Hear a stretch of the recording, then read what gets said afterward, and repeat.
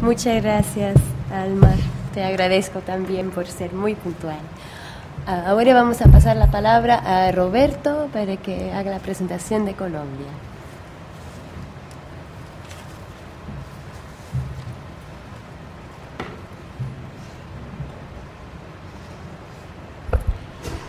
Bueno, muy buenas tardes a todos.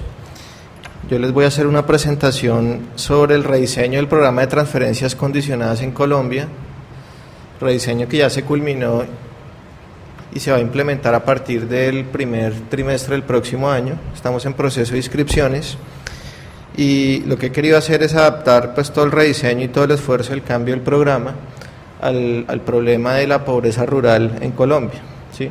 O sea, la explicación tiene un sesgo deliberado pues al asunto de nutrición, de capacidad de pago, pobreza extrema y zona rural. Nosotros funcionamos dentro de una entidad que se llama el Departamento de la Prosperidad Social, muy similar o de la misma naturaleza a los ministerios de Desarrollo Social o de Inclusión Social que hay en los diferentes países, con la particularidad que adicionalmente tenemos programas que tienen que ver como entidad cabeza del sector y entidades y programas que tienen que ver con el tema de desplazamiento forzado y reparación de víctimas del conflicto armado. O sea, nosotros nos movemos como en un tema de reducción de pobreza y reparación de víctimas, o en el medio de ese contexto estamos trabajando en política social. Eso como introducción. Somos un programa de transferencias condicionadas que en el corto plazo, ¿sí?, busca un impacto en la capacidad de pago. Nosotros queremos resaltar ese efecto, no es menor, perdón.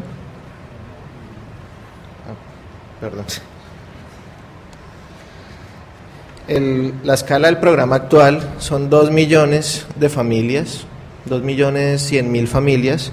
Tenemos un impacto en pobreza de 1 punto porcentual, es decir, en ausencia del programa la pobreza sería 1 punto porcentual más alta, y un impacto de 1.5 puntos porcentuales en pobreza extrema, lo cual es muy importante para nosotros, dado que para el PIB per cápita que tenemos una pobreza extrema muy alta. Colombia tiene unos altos indicadores de pobreza por tener una de las desigualdades más altas de América Latina y el mundo.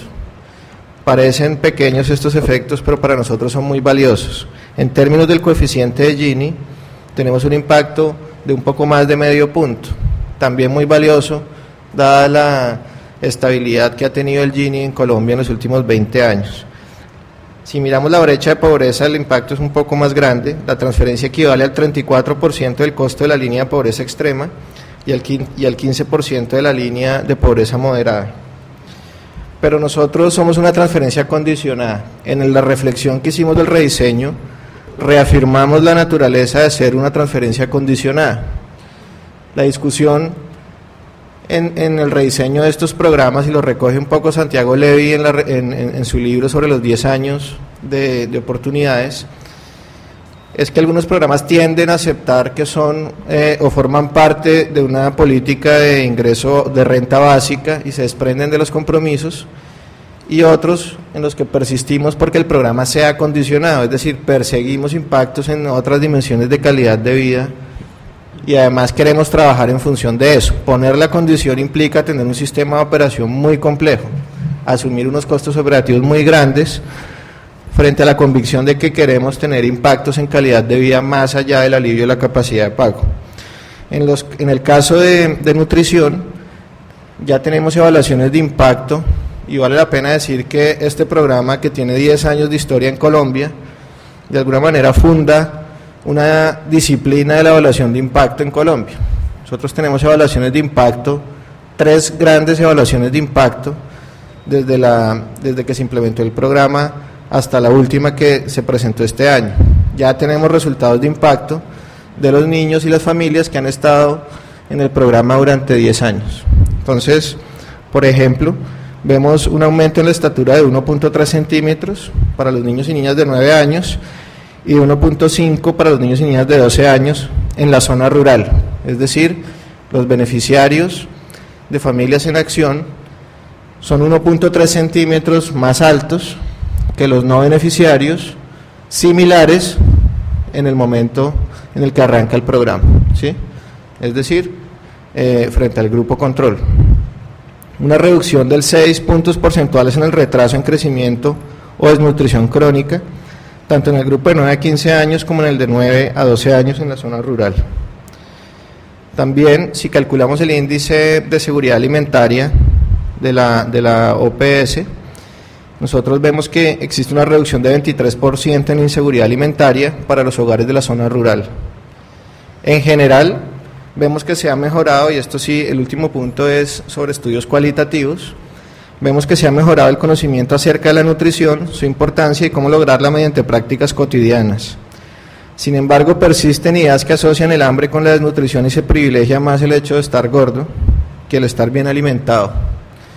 Esto es muy importante y hay un dato que no está aquí en la presentación que revisé ahora antes de venir, y los beneficiarios de Familias en Acción han crecido, por ejemplo, han aumentado en obesidad frente a los no beneficiarios, 5.3%.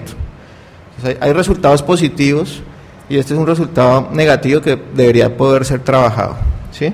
Es decir, la dinámica de la obesidad dentro de un contexto de progreso social y reducción de la pobreza se ve reflejada en los beneficiarios de Familias en Acción.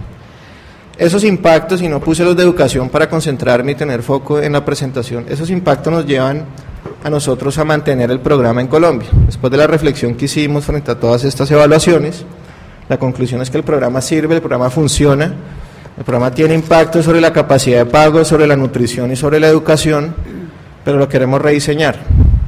Este rediseño es producto de una reflexión más o menos de un año, que compiló todas las evaluaciones de impacto que se hicieron a lo largo de 10 años en el programa, y estamos por implementarlo en enero o febrero del próximo año. ¿Por qué queremos nosotros rediseñar el programa? Primero, porque el programa quedó quieto durante 10 años. Se creó a finales de la década del 90 y no volvió a cambiar, mientras que la pobreza y el diagnóstico de Colombia iba cambiando. Entonces hay una premisa y es, el programa tiene que cambiar porque la foto de la pobreza en Colombia cambia, ¿sí? Unas cifras para resumir la problemática de la pobreza en Colombia son las siguientes. En Colombia la pobreza es alta dado su PIB per cápita, pero en Colombia la pobreza disminuye en los últimos 10 años. La pobreza moderada pasa de 49% a 34%. El hueco que ustedes ven ahí es un problema de cambio metodológico, esos cambios conflictivos de metodología que terminan siempre como en vacíos de información. Nosotros lo vivimos en el 2007, ¿sí? De 49 a 34% la pobreza moderada y la pobreza extrema de 17 a 10%. Eso en cuanto a la metodología por ingresos. Si usamos el índice de pobreza multidimensional, que fue un índice que creamos en Colombia con base en la metodología de Oxford, que resume 5 dimensiones de calidad de vida: educación, salud, trabajo, vivienda, niñez y juventud. La pobreza pasa de 60% a 29%. De aquí podemos sacar varias cosas. Primero, en Colombia la pobreza se reduce en los últimos 10 años, pero lo hace de manera más contundente la pobreza multidimensional que la pobreza por ingresos. Si nos comparamos con el resto de América Latina, el ritmo de reducción de la pobreza por ingresos en Colombia es más lento que el promedio de América Latina. La reducción de la pobreza moderada está un poquito por debajo del promedio de América Latina, y el ritmo de reducción de la pobreza extrema está por debajo del ritmo promedio de América Latina, lo cual es bien complicado si se trata de un país que está dentro de los que tienen PIB per cápita medio alto y que adicionalmente ha mantenido tasas de crecimiento estables a lo largo de los últimos 10 años. Entonces, la pobreza disminuye, lo hace de manera más contundente por la vía de la política social, y eso se refleja en los indicadores multidimensionales, pero tenemos un problema de ritmo que puede estar asociado a la dificultad de que los pobres se beneficien de las ganancias del crecimiento económico. Nos cuesta generar ingresos, ese es el problema de Colombia. Si nosotros vemos los datos de Brasil, la fotografía es absolutamente opuesta. El ritmo y la caída de pobreza por ingresos es mayor y más notable que el de la pobreza medida con variables multidimensionales. Si lo miramos a nivel de urbano-rural, vemos que las brechas son gigantes. Y este sí es un hecho estilizado que casi que puede describir a Colombia de manera secular. 34% es la pobreza moderada en el 2011, y la pobreza rural es 46%. En el caso de la pobreza extrema, la brecha es aún mayor. 10% es la pobreza extrema en el 2011 frente a 22% en la zona rural. Y esta gráfica me gusta porque resume muchas cosas sobre la pobreza en Colombia. Esta gráfica refleja el índice de pobreza multidimensional a nivel municipal. Cuando el color es verde quiere decir que hay menor pobreza. A medida que va cambiando, se hace verde claro, amarillo, rojo, es que hay mayor pobreza en los municipios. Y esta diapositiva resume dos cosas que prácticamente describen la situación de Colombia, no solo ahora, sino desde hace mucho tiempo. Primero, la brecha urbano-rural. El mapa de la izquierda es el mapa urbano. Vemos que en el mapa urbano la periferia siempre está peor que el centro. En general, la pobreza en Colombia se concentra en la periferia. Si nos cambiamos el mapa a la derecha, estamos viendo las zonas rurales y mantenemos la misma escala. Todo el mapa se vuelve rojo. Hay dos cosas que identifican el perfil geográfico de la pobreza en Colombia. Primero, la brecha urbano-rural, el mapa se vuelve rojo. Y dos, la relación centro-periferia. El centro en Colombia está mejor que la periferia. Nosotros tenemos algo atípico y es que tenemos la capital en el centro, en una montaña, ¿sí? No está cerca a las costas. Entonces, el centro está bien, la periferia está mal, o el centro está menos mal que la periferia, y la zona urbana y la zona rural tienen una brecha gigante. Entonces, bueno, en esta diapositiva vemos que si bien la pobreza disminuye, la clase media aumenta, ¿sí? Una clase media medida como la población que tiene entre 10 y 50 dólares diarios, metodología del Banco Mundial. Hay una dinámica de crecimiento de la clase media, pero una clase media que es menor que, por ejemplo, Chile y México, y que en general el promedio de la clase media de América Latina, como consecuencia de las fallas que tiene Colombia en el ritmo de reducción de la pobreza. Eso se reflejaba en un lento ritmo de formación de clase media, ¿sí? Tenemos esta dinámica y la pregunta es, ¿cómo hacer para acelerar este proceso? O sea, ¿cómo acelerar el proceso de reducción de la pobreza, el proceso de formación de clase media, y cómo ayudar o contribuir a cerrar las brechas urbanos-rurales con un programa de transferencias condicionadas? ¿Cómo adaptamos el programa a esta foto? ¿Sí? Entonces, nosotros definimos el programa de la siguiente manera y voy a tratar de resumirlo en esta diapositiva. Primero, reconocemos explícitamente que somos una estrategia o un programa para reducir la pobreza por ingresos, para aliviar la capacidad de pago, pero persistimos en unas condicionalidades en salud, nutrición y educación básica y media.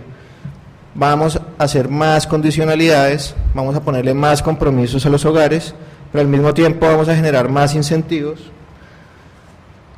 Entendemos el componente de bienestar comunitario como todas estas externalidades en términos de capital social que es capaz de generar el programa y que vimos durante los 10 años de su historia.